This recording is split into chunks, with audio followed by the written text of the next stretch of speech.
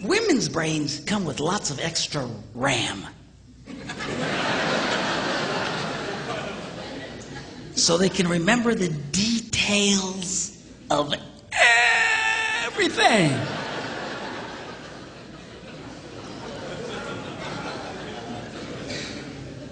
Men's brains come with only the minimum basic requirements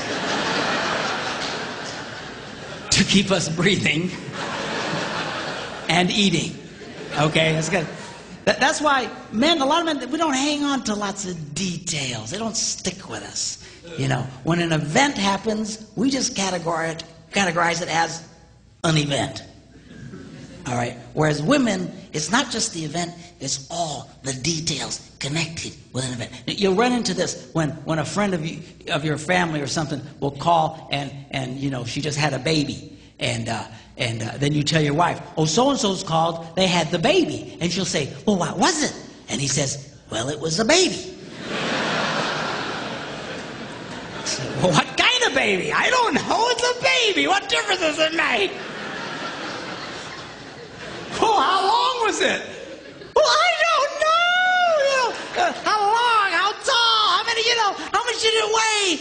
I don't know, under 20 pounds. What, you know, just...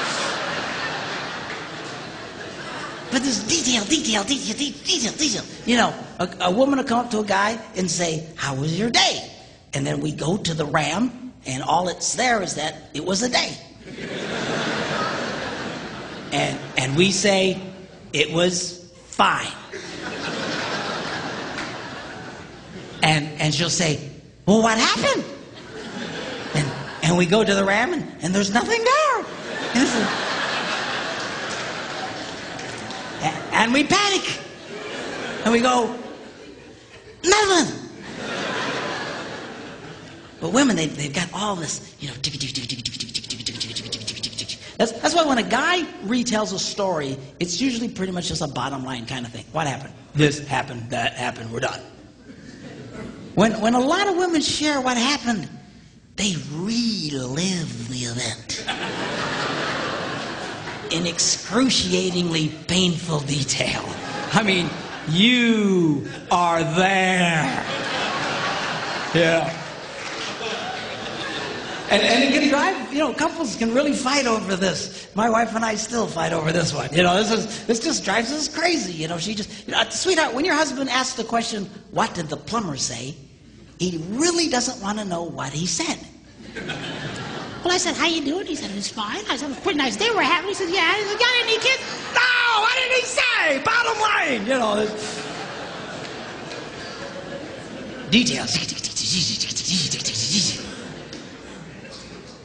Men's brains, women's brains. It also affects not only the words we use and stuff, but also it affects how we listen. You go, yeah. Women listen. But we listen too, we're just different. A lot of women say, you know, men's problems, they got selective listening. You know what that is, right? That's when the wife will say something like, honey, go to the store, lay down the mulch, wash and wax the car, get the kids at school, rent some videos, and finish the rest of the dishes. And then he runs that through his selective filter.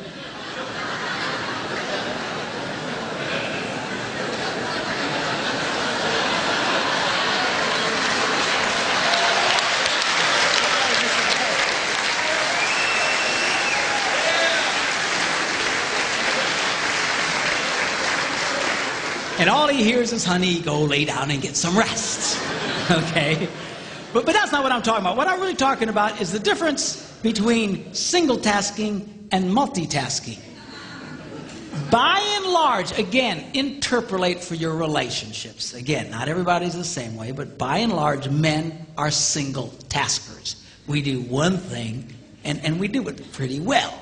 Women can handle lots of things. Guys aren't wired that way. That's why it's not a good idea to put a man in charge of more than one kid at a time.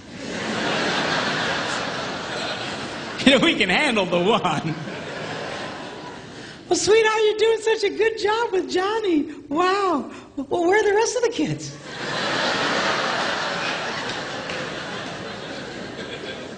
We got other kids? But man, we just very just. I'm a classic single tasker. I'm so bad, I'll be going along and I'll forget the one thing I was doing. I'm completely lost. I need to reboot my brain. Say, whoa, where am I? You know. But men, generally speaking, we do it. Now, what we do very well. One of the reasons that men are so good at what they do is because of this ability to completely focus on just one task. Men usually will rise to the top of any profession, even those dominated sometimes by women. The best hair designers in the world, a lot of times, are men. Best cooks in the world, men. Why is that? Because we have this unique ability to focus on just one thing and do it extremely well. Okay? Women are wired differently. You know, they're just and you know, my wife can be, you know, in the living room, watching TV, reading a book, making knickknacks, and talking on the phone all at the same time. It's just amazing to me. Of course, I come in and I'll assume she's not watching TV.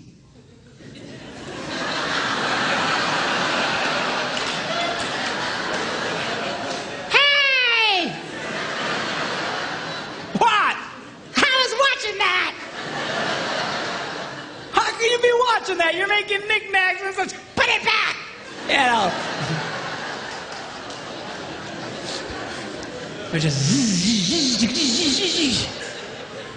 Now this affects the way that we listen, because when a man is doing something, he generally cannot hear anything. It's just true. Women are not like that. Women can be doing lots of things and holding 3 different conversations. Just, you know, she'll walk into a room and she'll see her husband reading the newspaper. And she assumes, I multitask. Therefore, he must multitask. But he's running the newspaper reading program, and he can only run one program at a time. He's not hearing jack. And this makes women very angry. But you just need to come over and you got to close the newspaper reading program. You got to load the Listen to Me program. But you got to wait a minute. He needs to reboot.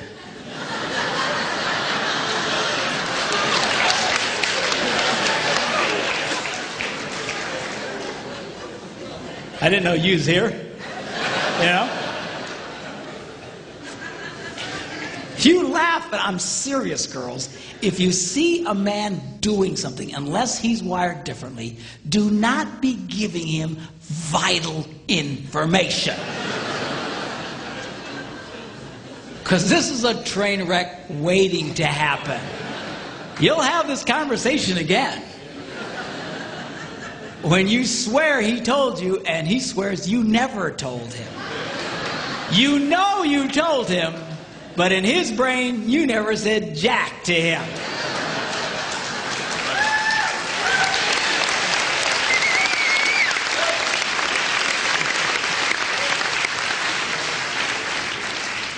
The problem here is, guys, we get ourselves in trouble because men have this natural defense mechanism that at all costs, do not stop doing what you're doing.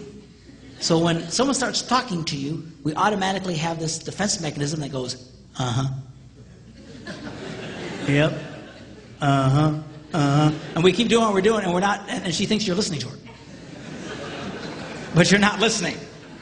You need to stop you're big boys, stop what you're doing, turn to the girl, and pay attention to her.